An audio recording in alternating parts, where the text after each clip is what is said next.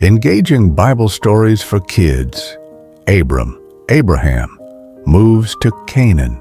Join us on an exciting journey as we follow Abram and his family to a new land. God gives Abram an amazing promise and asks him to leave everything behind. Will Abram trust God and go? What adventures await in the land of Canaan? Let's discover how one man's faith began a story that would change the world forever. Long ago, in a city called which is now in Iraq, lived a man named Abram and his wife, Sarai. They had a nice home and many friends. One day, God spoke to Abram with an amazing message. Abram, I want you to pack up your things. Leave your home and your city. Go to a special new land that I will show you. Wow! God was asking Abram to go on a big adventure to a place he had never seen before. This was going to be the biggest journey of Abram's whole life. God made Abram an amazing promise. I'm going to make you the father of a whole new nation of people, God told him.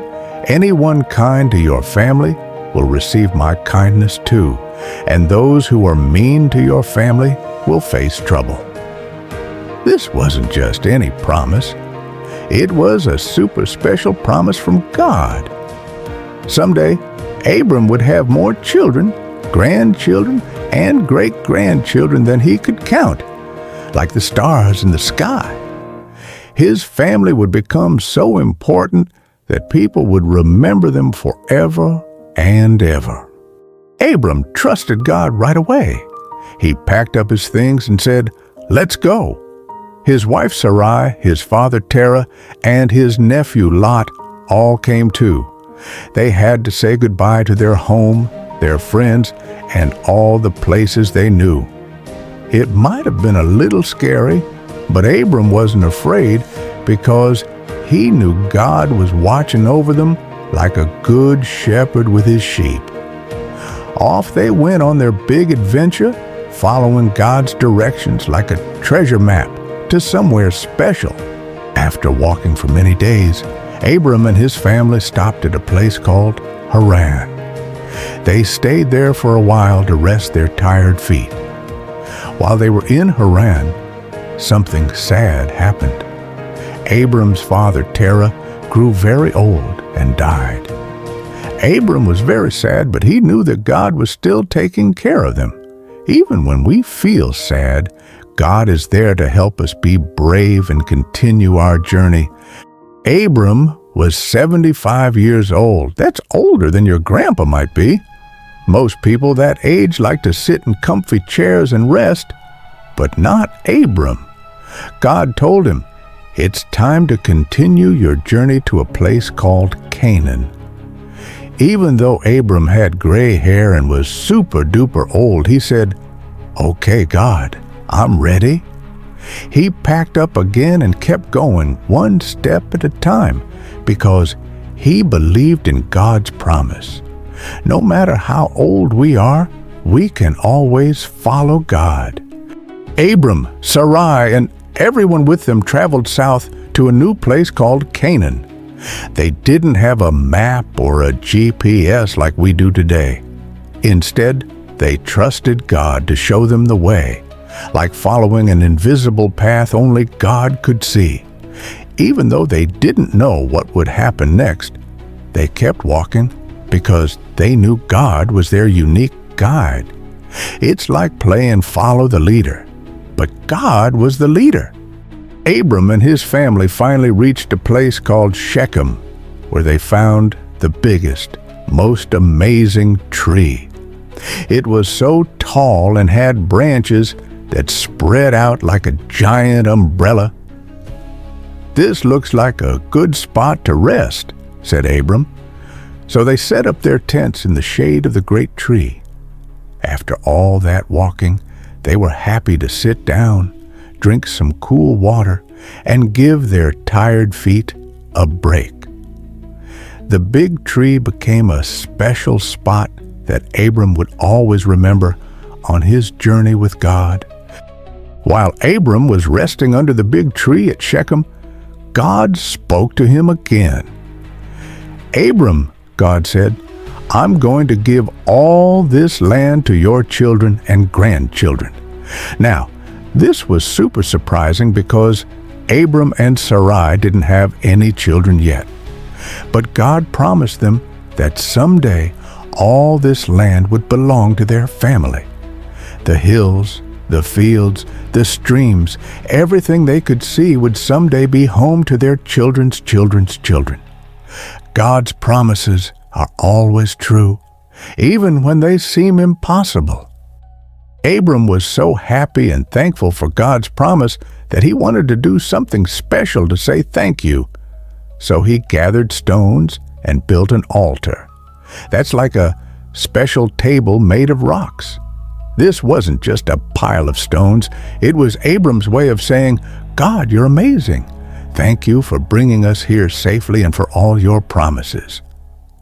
When Abram finished building the altar, he prayed and thanked God for being such a good friend and guide on their big adventure. After staying at Shechem for a while, Abram said, "Time to pack up our tents again." God wanted them to keep going south to a place called Bethel. So they folded their tents, loaded up their donkeys, and off they went. It was like a big camping trip that kept moving to new places. Even though they didn't know what Bethel would look like, Abram trusted that God was showing them the way, just like a parent holds your hand when crossing the street. Oh no! Something very difficult happened. A famine came to the land, which means no rain fell and plants couldn't grow. There wasn't enough food for people or animals. All the green grass turned brown and the vegetable gardens dried up. Everyone was getting hungry, including Abram and his family. This was a really big problem.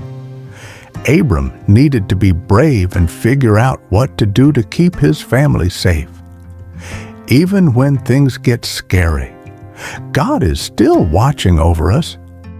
Abram had to make a big decision. "There's no food here," he told his family, "but I've heard that Egypt has plenty to eat."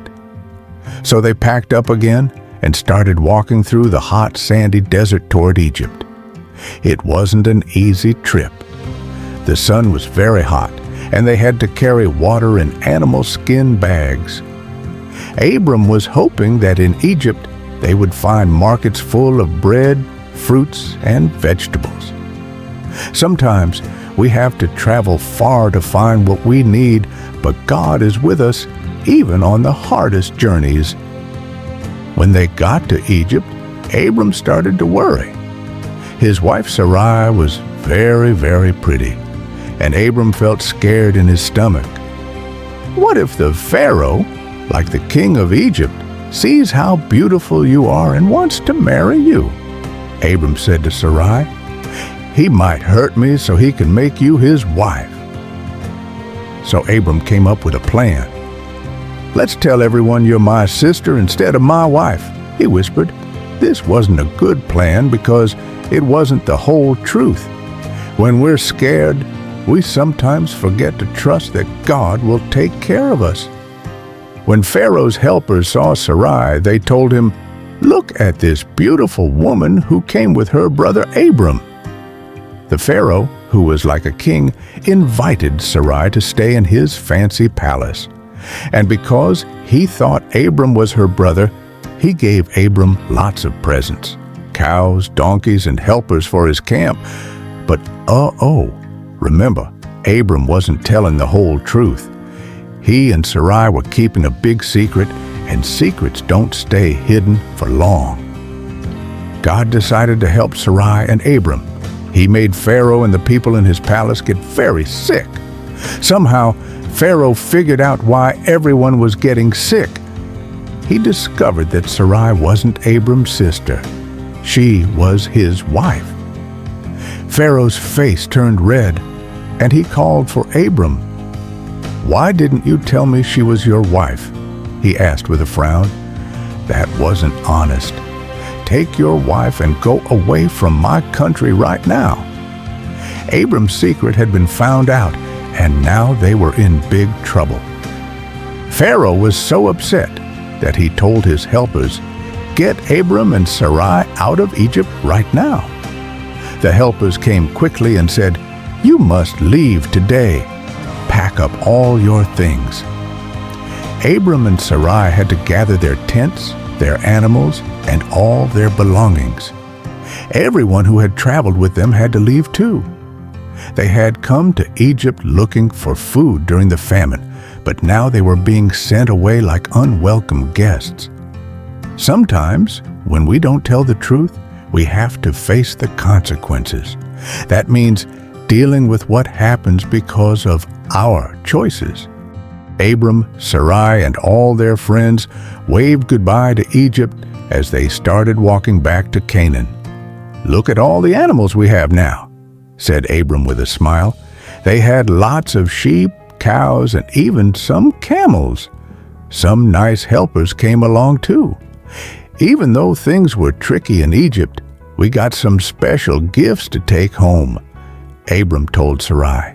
Sometimes good things can come from hard times.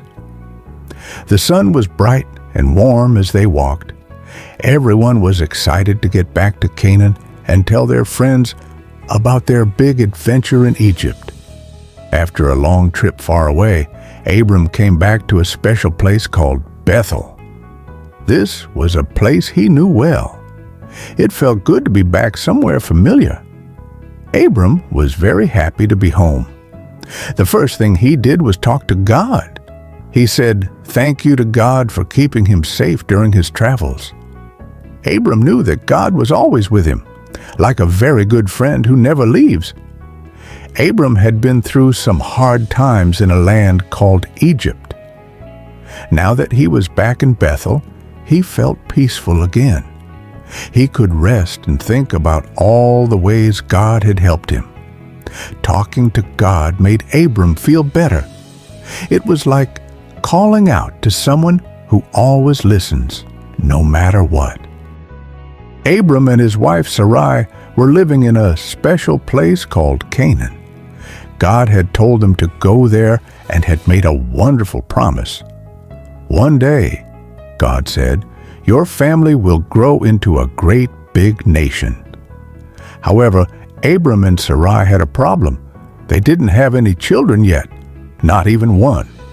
And they weren't young anymore, they were getting pretty old. Sometimes, when Abram looked up at the night sky full of stars, he wondered, how can I become the father of a great nation if I don't even have one child? It seemed impossible. Abram trusted God, but he still felt worried sometimes. He didn't understand how God's promise could come true. Having a child when you're very old doesn't usually happen. Even though he had questions, Abram decided to keep believing God's promise.